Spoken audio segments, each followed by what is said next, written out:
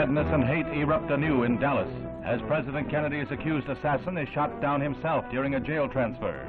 There's an ominous symbol in Lee Harvey Oswald's murder weapon as he is taken to the city jail basement where an armored car is to move him to a maximum security cell. Oswald walks his last mile. His assailant moves in from the right. There is Lee Oswald. He's been shot. He's been shot. Lee Oswald has been shot. Now, from another camera, the motion is slowed. The murderer moves in, and here is the shame of all America as Jack Rubenstein takes the law unto himself. The dying Oswald is rushed to the same hospital where President Kennedy died. Doctors work to save his life. But 48 hours and 7 minutes after the president's death, his accused slayer is dead.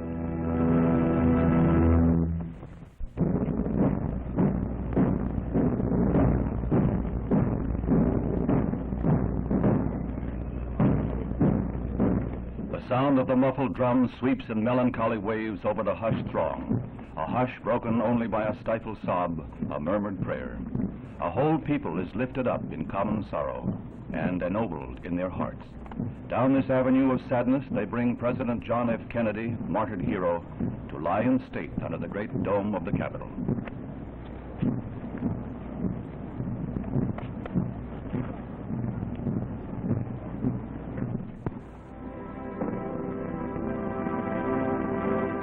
Mrs. Kennedy begins the long hours of her public grief with the courageous dignity that has marked each moment of her ordeal. Caroline and John seem to mirror their mother's poise. With President Johnson and Robert Kennedy, she is in the van of the mourners who will pay their respects in the historic rotunda of the Capitol.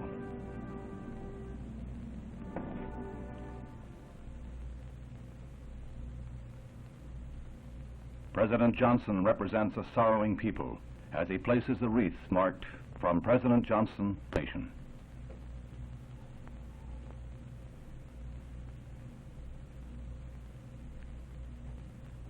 Mrs. Kennedy comes forward with Caroline in a tableau that calls for no words.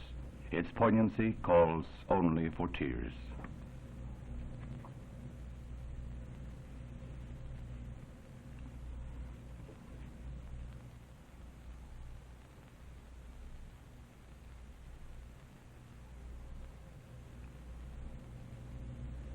Bearing the burden of their own sorrow, 250,000 people braved near freezing weather to pass by the dead president in tribute. Some waited for as long as 12 hours in a line that at times stretched for 10 miles. The old, the young, the aged, the children. They became one in their grief, in the spontaneous outpouring that throws up an enduring memorial to the American spirit.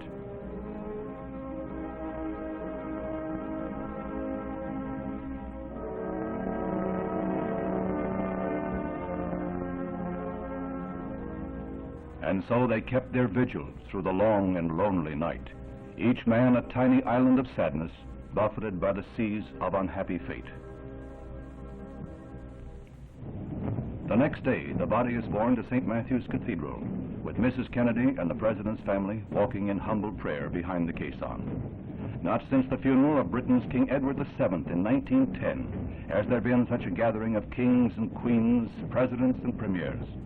220 dignitaries from 92 foreign lands honor the warrior who died while fighting for peace and liberty and the dignity of man. Erect and proud, Mrs. Kennedy walks the 6 long blocks with firm step yet tearful eye. At the cathedral, a Pontifical Funeral Mass is to be said for the repose of the soul of the first Roman Catholic president, a devout man from a devout family, who today find deep solace in the solemn rites of their church.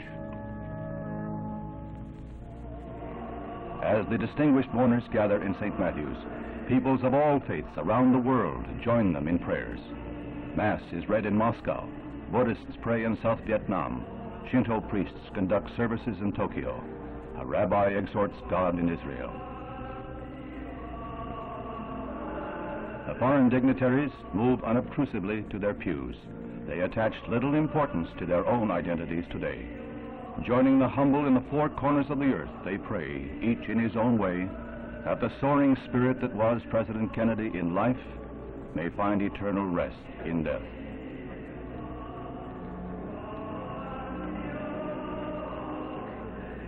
The strains of the Ave Maria reach out like a caress. Mrs. Kennedy requested it. The Ave Maria was sung at her wedding.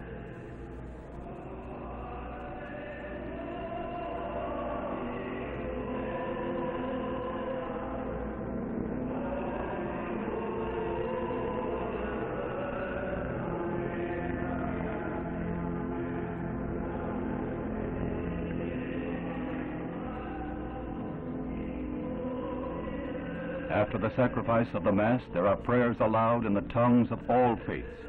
Then will come the solemn moment when the incense is tossed on hot coals and Cardinal Cushing, an old family friend, blesses the mortal remains of John F. Kennedy. From St. Matthew's, the cortege is to cross the Potomac to the Cemetery of Heroes, Arlington. As the casket is returned to the caisson, there comes a family vignette that must take its place with those memories we hold warm and dear. A gentle reminder from his mother, and John celebrates his 3rd birthday with a soldier's farewell to his father.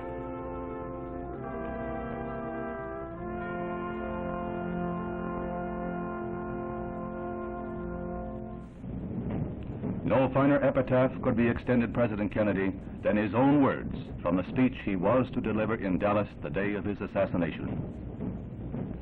We in this country, in this generation, are, by destiny rather than choice, the watchmen on the walls of world freedom.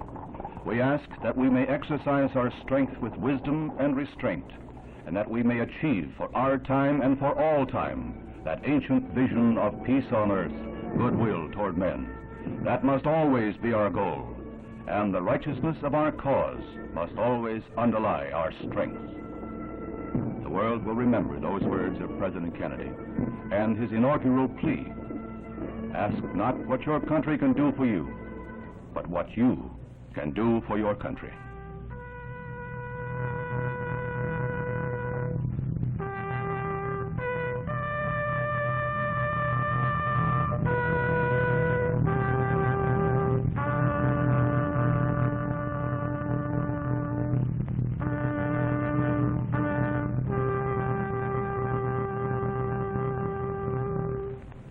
Irish Honor Guard with a flourish of arms, and the precious banner that was the President's shroud for 3 days is folded smartly for presentation to Mrs. Kennedy.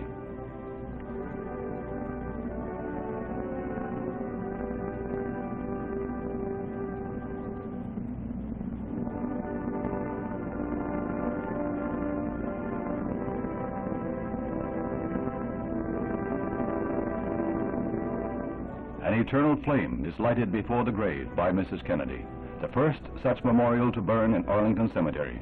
She is followed by the President's brothers, Robert and Edward.